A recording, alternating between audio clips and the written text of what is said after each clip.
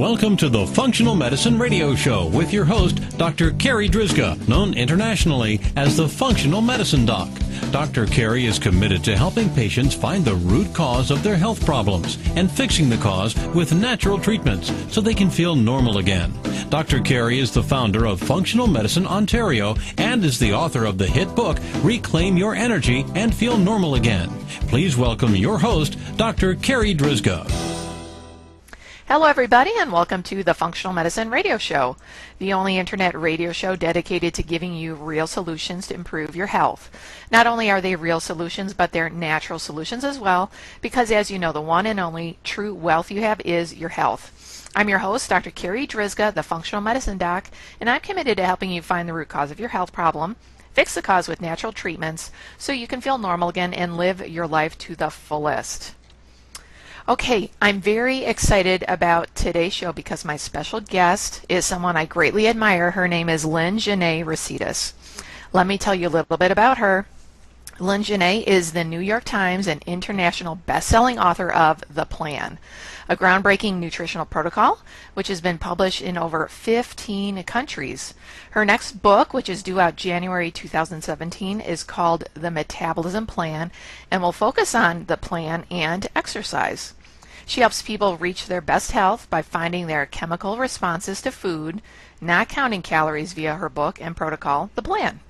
Lyn-Genet and her team of doctors and nutritionists have helped over 500,000 people regain their health and reach their goal weight, all while eating over 2,000 calories a day. Lyn, thank you so much for being my special guest today on this episode of the Functional Medicine Radio Show. Well, thanks so much, Carri. You know, I've actually heard about you from my fans on Facebook. You have quite a team of people that really love your work, so thank you. Oh, thank you so much. Lyn, I actually spoke about your book, The Plan, in my book, Reclaim Your Energy and Feel Normal Again. But I know a lot of listeners might not understand the details of the plan, and some of them might not have heard it at all. So can you talk about what the plan is and basically how can healthy foods that we might be eating every day actually cause weight gain? You know, that's the most fascinating thing. When I started off as a nutritionist, I followed the protocol you and I were taught. Healthy foods made you healthy, and if you started to gain weight or if you started to get sick, it was because of the unhealthy foods that you ate. But when I started to work in my clinic about 10 years ago, I started tracking people's individual responses. And I always say, thanks to the BlackBerry, the plan actually came into being. Because most people can't afford to see a nutritionist or talk to a doctor like yourself daily, right? But I had people email me their weight and how they felt each day in response to a very elaborate menu that I'd given them. And I started to notice something very, very interesting. People were gaining weight in reaction to healthy foods without changing the caloric value of a day. But here's where it got even more interesting, Carri. They would also get sick. So if somebody gained 2 pounds in response to eating black beans or salmon or Greek yogurt, they would also have an immediate physiological response. If they had migraines, they would start to get a migraine. If they had knee pain, they would get knee pain. If they had depression, they would immediately feel depressed in response to eating this healthy food, then the next day step on the scale and have weight gain. So what I started to do is started to say, well, maybe some of these healthy foods aren't so healthy. Let me start tracking responses because I'm seeing 85% of people are gaining weight with black beans, 85% with salmon, 70% with tomato sauce, 70% with green beans. And that's how I came up with the basis of what became the plan, a reactive food list of healthy foods that we were all making an effort to eat, thinking we were doing the best thing promoting our health and our optimal weight loss. And I was seeing the exact opposite. So then I said, well, you know what? Why don't I start seeing the foods that we were taught that are healthy that actually work for a majority of people? And that's when I came up with what is the basis now of the 20-day testing protocol of the plan, helping people find the foods that work for their chemistry. because there is no reason in the world you should be eating a healthy food and have it cause you to gain weight, get sick, and prematurely age yourself. So for the listeners out there, I'll give you a couple of my own personal experiences from real patients in my private practice. So I had one patient, and she was actually a personal trainer. She still is a personal trainer.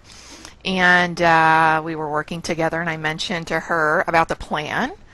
And she started doing it, and she came back to me, and she found out that every time she ate almonds, she would have a big swing in her weight. Her weight would go up like 6, 7, 8 pounds overnight.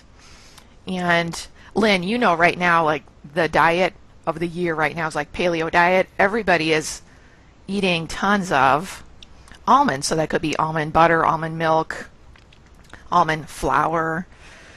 And so I found a lot of patients actually react bad to almonds, and it causes weight gain. And then I'll give you another, for the listeners out there, another example. So I had a patient come in, and she was not actually interested in weight loss, but she had chronic pain. So she actually had chronic abdominal pain for like 4 years, every day having abdominal pain, had everything tested, everything came back normal. So we were working together, and we got to the point in her treatment that I said, we need to start looking at the foods that you eat, because either the foods that you eat are your friend or the foods that you eat are your enemy. So she started doing the plan also.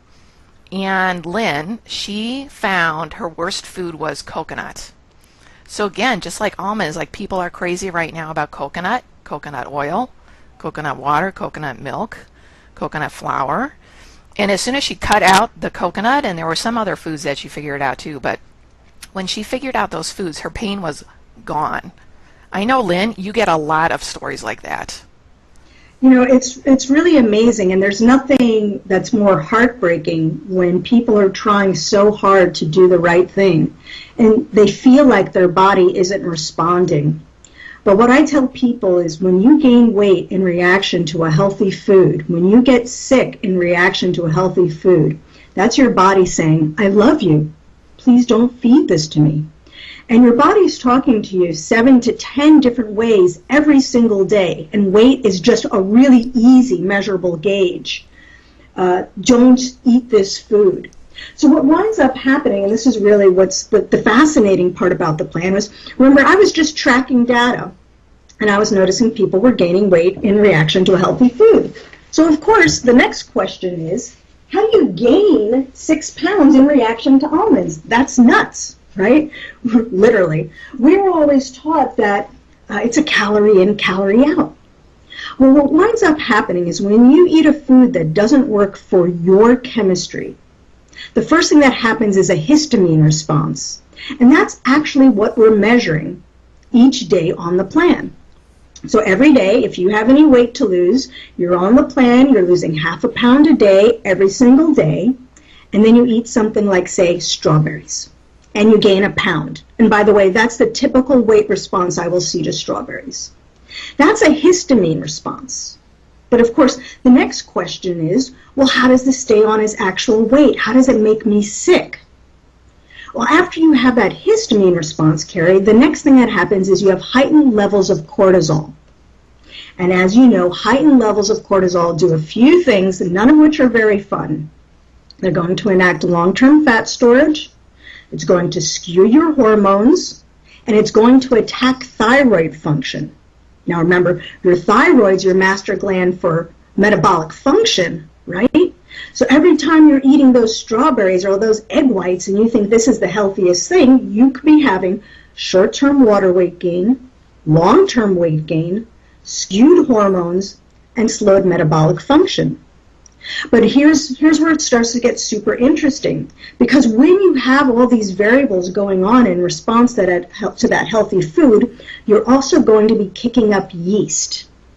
And here's where it gets really interesting, because of course when we start to kick up yeast, we start to affect our microbiome.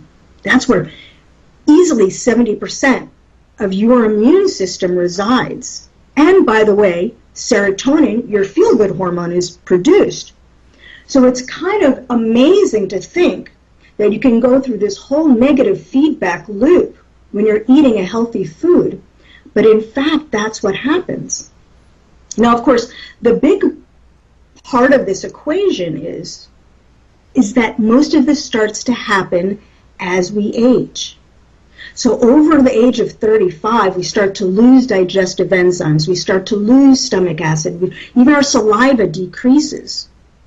So those foods and diets that might have worked for us in our 20s or might have only had a small ramifications on our health are now imploding. So when people start to say, oh, well, you know, when you're getting older, your metabolism slows down, that's not necessarily true. What is true is that our response to certain healthy foods changes, and those changes can slow metabolic function and our immune system, and we can start to put on weight.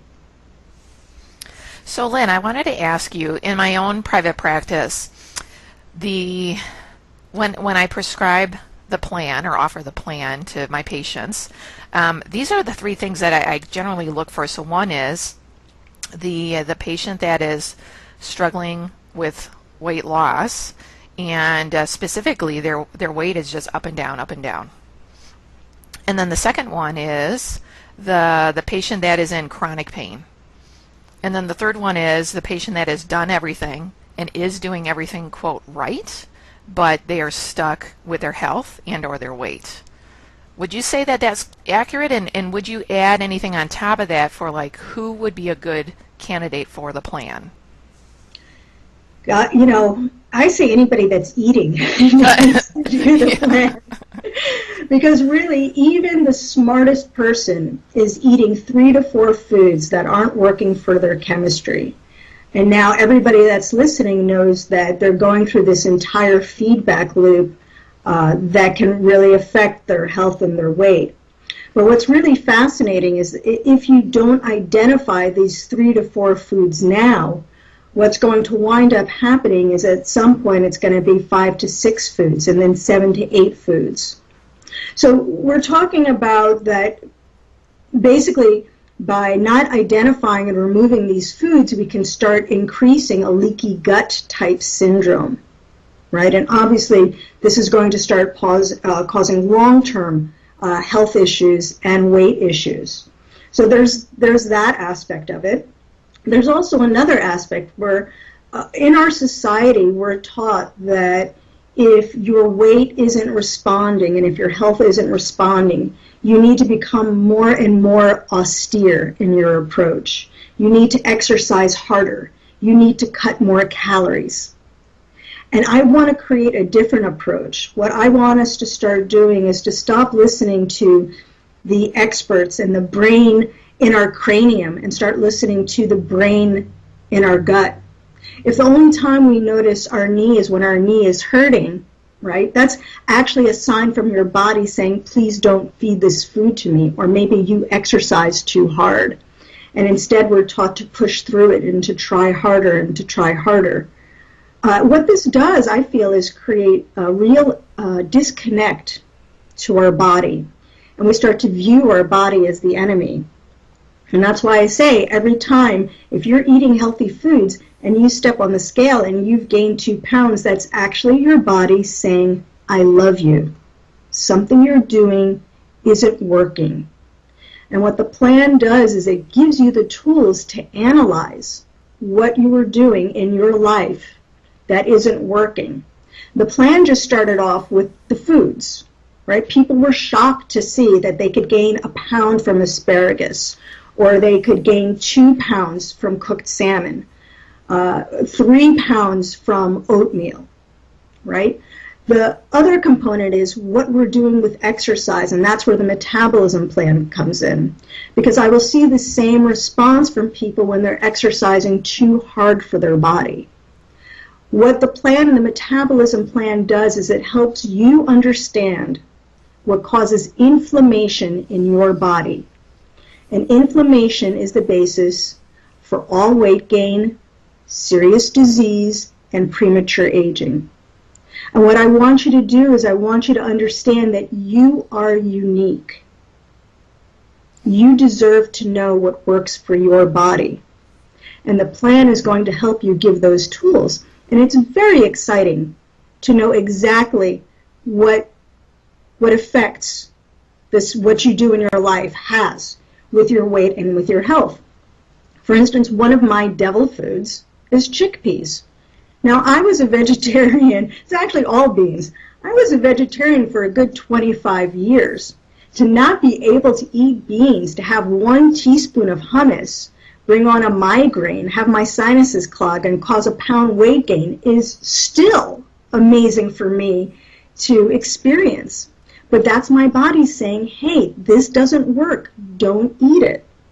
And so often, whether we're eating paleo or macrobiotic or vegetarian, what we're trying to do is we're trying to take what I call putting a round peg into a square hole, right? You could be paleo, but if cauliflower is reactive to you, as it is for 85% of the population, if buffalo is reactive to you, as it is for 85% of the population, then you shouldn't eat it because it's not going to promote health. And too many people are out there trying too darn hard and not getting the results that they deserve. And the flip side of that is when you're trying so hard, you often cut out the fun things. So one of my favorite stories is a woman that said, Lynn, I love you. I found out it was the strawberries that were making me fat and not the cheesecake. And that's a pretty good place to be. I think a lot of people would like to be in that place. Oh. So, Lynn, I want to kind of circle back to the exercise component. So can you give us some insight as to how our listeners can figure out how much exercise they should be doing, what types of exercise they should be doing for their personal metabolism? Well, this is when it started to get even more interesting. Obviously, the idea that you can gain weight, and a lot of weight, and make yourself sick with healthy foods is pretty crazy. But when I started to notice that on certain days when people were eating all of the foods that work for their chemistry and they were still gaining a pound, once again, I had to start tracking data. So we started to do small-scale trials with clients that we had worked with previously, knowing which foods worked for them. And we started to test their individual response to exercise. And we used not only weight as a gauge, but we'd also use BBT, which we used to measure thyroid and endocrine function. If they were type 1 or type 2 diabetic, we'd also note their blood sugar. And if they had high blood pressure, we'd also use their blood pressure reading. And when people exercised too intensely for their body, or they did the wrong type of exercise for their body, we would see slowed weight loss or weight gain. We would see their BBT drop, which would mean that their thyroid and metabolic function was slowing down. If they were diabetic, we would see their blood sugars rise, and if they had high blood pressure, we'd see their blood pressure rise as well. The simple answer is, I don't know what exercise is best for you. It might be kettlebells, it might be spinning, it might be yoga, it might be Pilates. Everybody's completely different in how their body responds to exercise. But what is universal, and this is where it gets super, super interesting, is that when you exercise too intensely, you increase cortisol. So what we need to measure is, and what we need to understand is, one, the natural rhythm of cortisol in our body, right? So you might be able to exercise in the morning when your cortisol levels should be at their highest and have exercise be a positive stimulus. But if you exercise at night after work when your cortisol levels should be dropping, you could cause an unnatural spike in cortisol, which your body then perceives as stress, and then you can gain weight from the exact same exercise that might work in the morning, right? So what I find works for most people, because most people lead, unfortunately, overstressed out lives with just way too many chores and way too many deadlines, is that we might want to keep exercise in a smaller scale during the week. And perhaps on the weekends is when you can exercise a little more intensely. But when you start to follow the protocol of the plan and you systematically test which exercises work for you, and I generally have people test 3 different types of exercise to see what works best for their body, the results are phenomenal. I find that most people can have optimal body comp with just 20 minutes a day every other day. That being said, Carri, I've seen people gain weight with 12 minutes of exercise and slow metabolic function. So everybody's reaction to the stimulus is different. Certain types of exercise I do see to cause more stress on the body than other types, and that would be CrossFit and spinning and hot yoga. That being said, it might work perfectly for you, right? That's why you can see marathoners, right? You watch the marathoners go by and you see some people and you look at them and you're like, oh my God, you have a runner's body. You look amazing. And then you'll see other people and you're like, really? You can run a mile? You look like completely out of shape. That's because their body is perceiving exercise as stress, and it's actually holding on to fat and slowing metabolic function. So from a functional medicine standpoint, the food part of the plan, and then as you just explained the exercise part of the plan, it makes total sense to really figure out for that individual person what works best for them. Yeah, I mean, it's such a powerful, powerful tool, and I'll have so many people that are over-exercisers that'll come to me and they're like, I need to exercise. If I don't, I'm stressed out. I'll kill somebody. And I'm like, of course. You know why? I like to use this as an example. Let's say you had a stressful day at work, and so after work you go off to exercise, not knowing that you're exercising too intensely for your body. So you get that short-term boost of serotonin and you feel great and you come home and you unwind. But those cortisol levels, you amp them up just a little bit too much for your body. So guess who's more stressed out the next day to the same stimulus? You. Guess who needs to exercise? You, because you're more stressed out. Right? So we keep upping the ante, we keep increasing cortisol, and oh, by the way, you're gaining weight, so now you think you need to exercise even more. When I bring people down to the levels that work best for their body, they notice that their stress levels are better, their hormones are balanced. And believe me, I'll see this a lot with PCOS, I'll see this with adrenal burnout, I'll see this with any sort of hormonal imbalance, I'll see it with depression, right? We taper back to the levels that work for them, and everything starts to balance. And oh, by the way, you just happen to be losing a lot of weight, usually by decreasing your exercise by about 50%. Then, Carri, we have the flip side. There are the people that don't exercise at all because they're like, there's no way in the world I can exercise an hour a day, 5 days a week. I've got kids, I've got a job, I've got a lot of stuff on my plate, I'm in school, whatever it is. So they don't exercise at all. The good news is if you're not exercising at all, you probably just need 6 to 8 minutes every other day. Now, of course, we want it to be a challenging type of exercise, right? If you're just slogging away on that elliptical, it's probably not going to be as effective as something that provides your body with a full range of movement.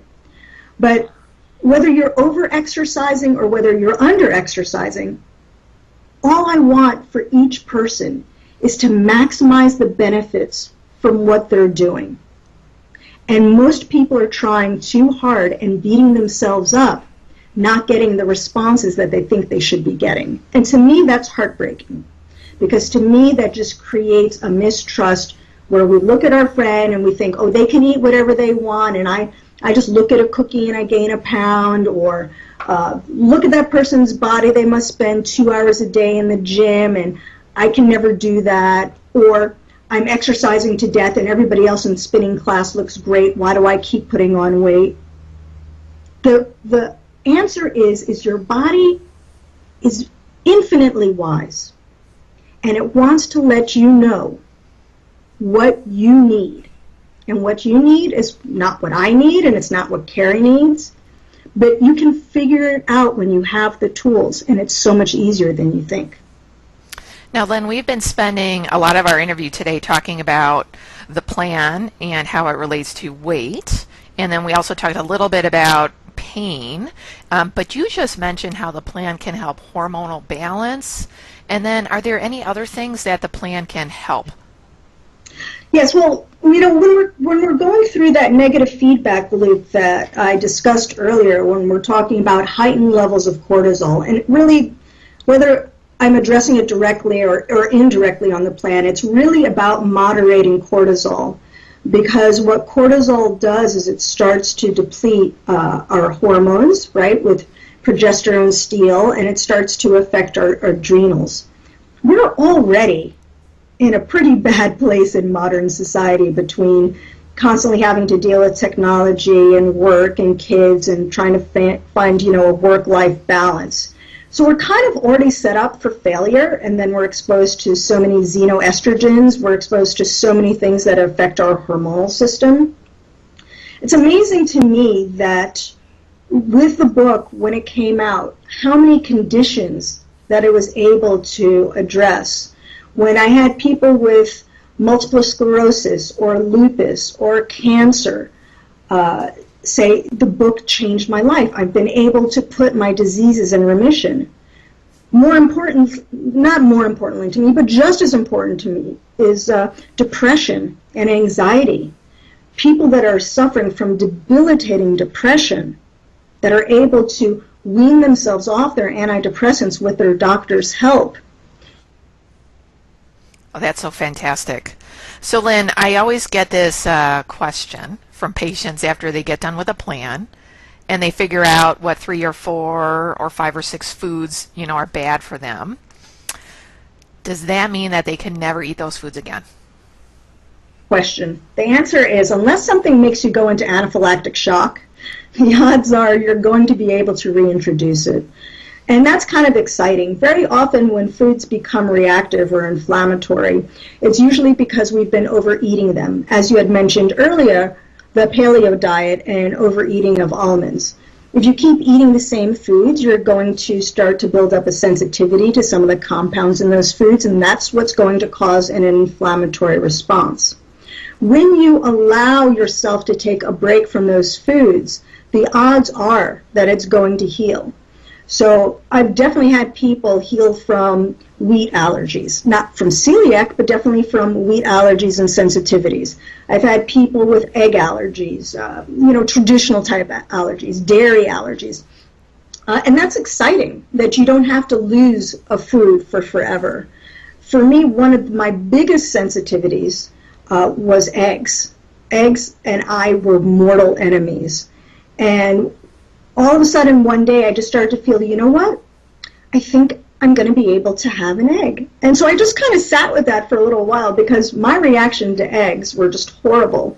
And sure enough, I tested an egg, and after not being able to have it for 15 years, was able to reintroduce eggs. That was huge for me.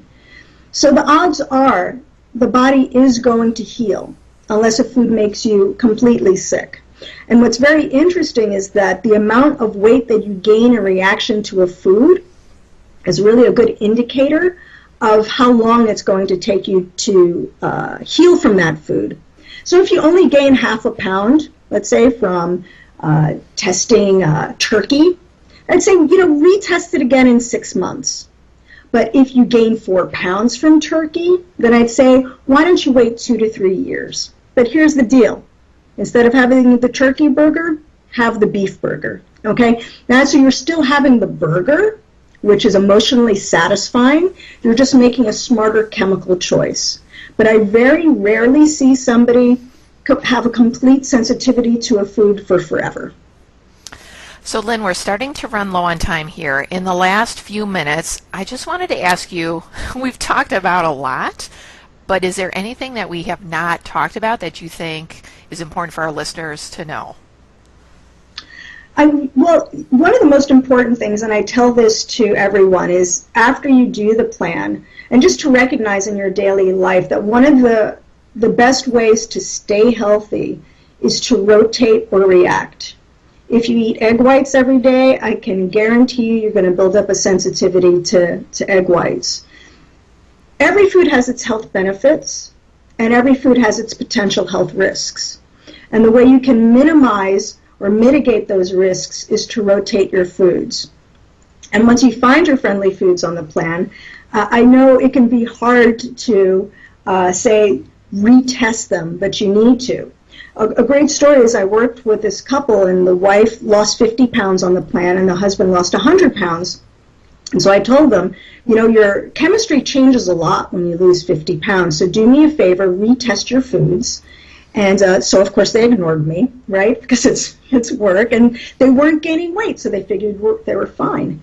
And I had the wife email me 18 months later, and she said, Lynn, my cholesterol's through the roof. The plan isn't working anymore.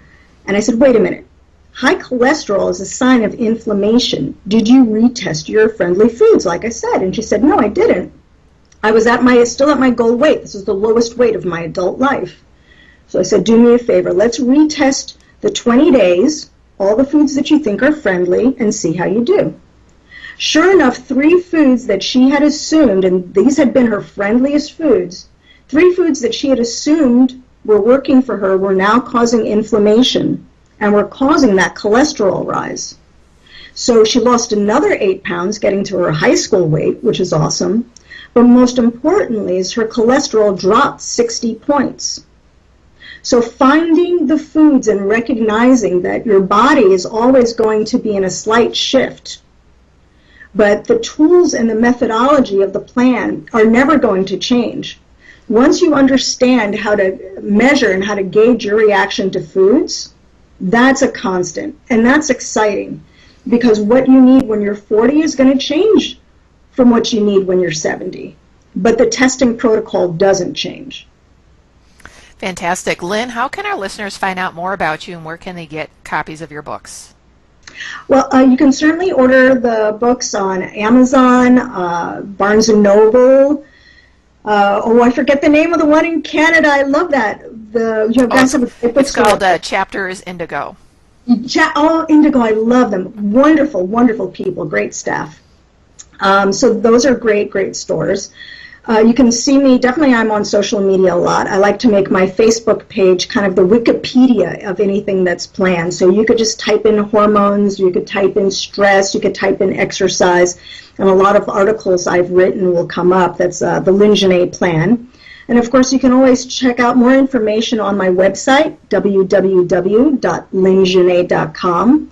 That's LYNGENET.com.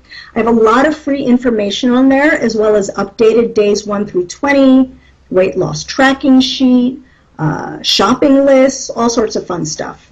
And oh, by the way, with the new book, I'm coming out with an app. And that's going to make your tracking of your data so much easier. Folks have been asking for an app for about 4 years, and we're finally doing it. So that's going to be really fun. Brilliant. Very, very good. Lyn-Genet, thank you so much for being my special guest today. This has been an awesome interview. Thank you, Carrie. It's great chatting with you. All right, that wraps up this very special episode of the Functional Medicine Radio Show with Lyn-Genet Recitas. And I want to thank you, our listeners, for tuning in today. And I'd like to invite you back next week for another episode of the Functional Medicine Radio Show. As always, I'm your host, Dr. Carri Drzyzga, the Functional Medicine Doc. Have a great week, everyone. You've been listening to the Functional Medicine Radio Show with your host, Dr. Carri Drzyzga, known internationally as the Functional Medicine Doc. Dr. Carri is committed to helping patients find the root cause of their health problems and fixing the cause with natural treatments so they can feel normal again. Dr. Carri is the founder of Functional Medicine Ontario and is the author of the hit book, Reclaim Your Energy and Feel Normal Again. Please tell your friends about the Functional Medicine Radio Show, and we'll see you next week with more from Dr. Carri.